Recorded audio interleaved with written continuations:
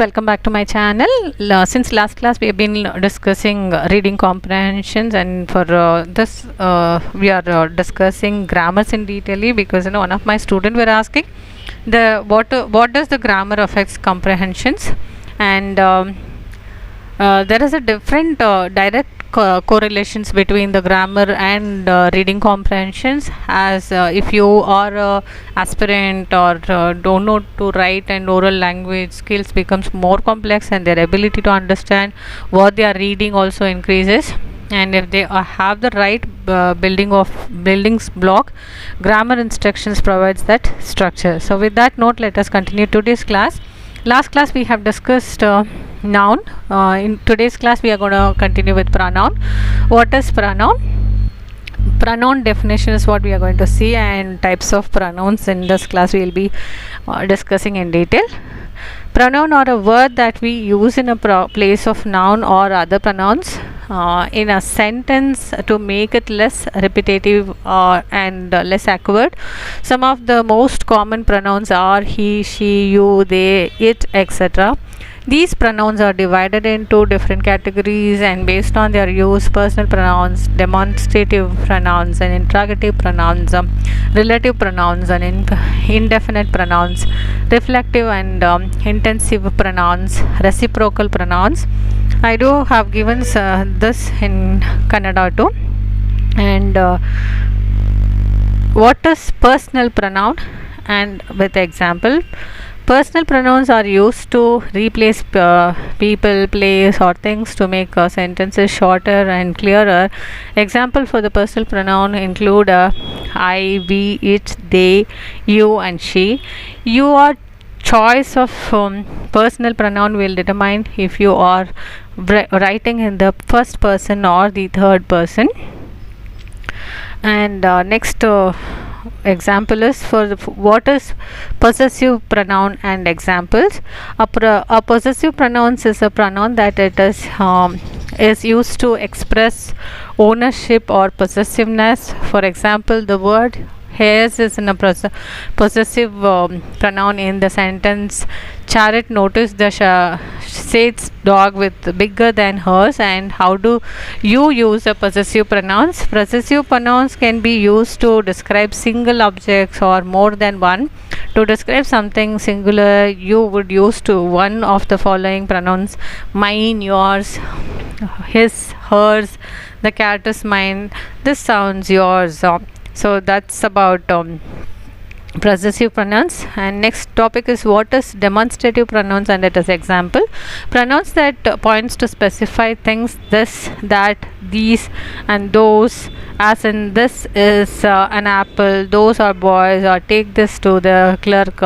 The same words are used in a demonstrative adjective, and when they modify nouns or pronouns: this apple, those boys. Why do we use demonstrative pronouns? Demonstrative pronouns is a pronoun that is used to point to something specific within sentences. These pronouns can indicate items in space or time, and they can be either singular or plural. What is an interrogative pronoun in English? An interrogative pronoun is a pronoun used to ask a question. For example, the word who is an interrogative pronoun in the sentence who are you. Like most other pronouns, interrogative pronouns replace noun in sentence. What is the interrogative pronouns and examples? The 5 interrogative pronouns are what, which, who, whom, and whose. What, used to ask questions about people or object. Example: what do you want for dinner? I wonder what are you doing for tomorrow. These are the interrogative pronouns. What is relative pronoun in English? A relative pronoun is a word that introduces a dependent or relative clause and connects it to an independent clause. A clause beginning with a relative pronoun is poised to answer questions such as which one, how many, or what kind of, who, whom, what, which, and that are all relative pronouns. And what is relative pronouns? An example: a relative pronoun is one which is used to refer to nouns and mention previously, whether they are people, places, things, animals, or ideas. There are only a few relative pronouns in English, which the most common or which that the whose, whosoever, whomever, who, and whom.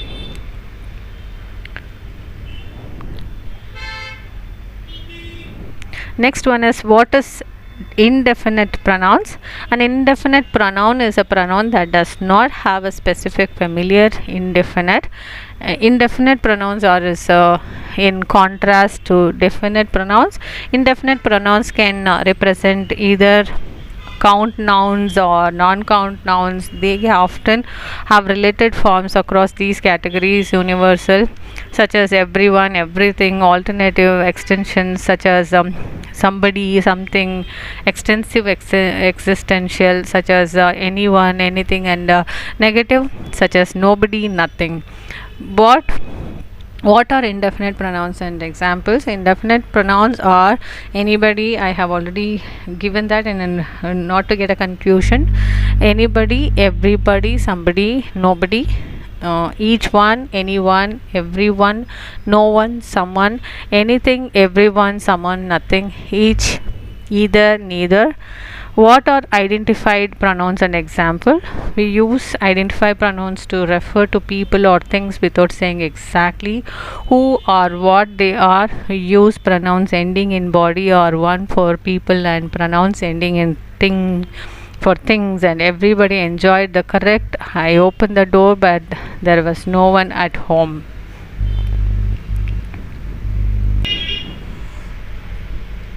Next is, what is an intensive pronoun? An intensive pronoun is almost identical to a reflexive pronoun, but their functions differs. Intensive pronouns are used to add emphasis to the subject or antecedent of their sentences. You will usually find the intensive pronoun right after the noun or pronoun. It's modified but not necessarily. A reflexive pronoun reflects back on the subject of the sentences, while an intensive pronoun adds emphasis or intensity to a noun. What is reflexive example? Grammar explanations like reflexive pronouns or words like myself, yourself, himself, herself, itself, ourselves, yourselves, and themselves. We often use reflexive pronouns when the subjects and the objects of a verb are same. I cut myself when I was making dinner last night. What is reciprocal pronoun? A reciprocal pronoun is a pronoun that indicates a reciprocal relationship. Or reciprocal pronoun can be used for one of the participant of the reciprocal constructions. Clauses in which two participants are in a mutual relationship. The reciprocal pronouns of English are one another and each other, and they from the category of anaphorically, all along with a reflexive pronoun: myself, yourself, and themselves. And what is the reciprocal pronoun? For example, putting it another way, reciprocal pronouns refers to a situation where someone or something performs an actions on others and receives the same actions in return. For example, the sentence Andrew and Bill helped each other means that Andrew helped Bill and Bill helped Andrew. So that is called reciprocal pronoun. The difference between reflexive and intensive pronouns: you can tell the difference between the reflexive pronouns and the intensive pronouns easily. Intensive pronouns aren't essential to a sentence basic meanings, and whereas in reflexive pronouns are to differentiate an intensive pronouns forms of a reflexive pronouns, remove it from the sentences. If it's an intensive pronouns, the sentence will still make sense. If the sentence no longer makes sense when the pronoun is removed, it is a reflexive pronoun. Did you yourself make the cake? The sentence would still make sense if we removed yourself. Did you make the cake? Therefore, yourself is an intensive pronoun in this context. Consider the intensive pronouns in the sentences below. If myself like a little stroll after dinner, we went to hear the man himself speak. the author approved the book cover herself. That's all for the day, friends. Do like my videos and subscribe my channel for more updates. Hit the bell button for immediate notification. Happy learning. Have a great evening. Bye.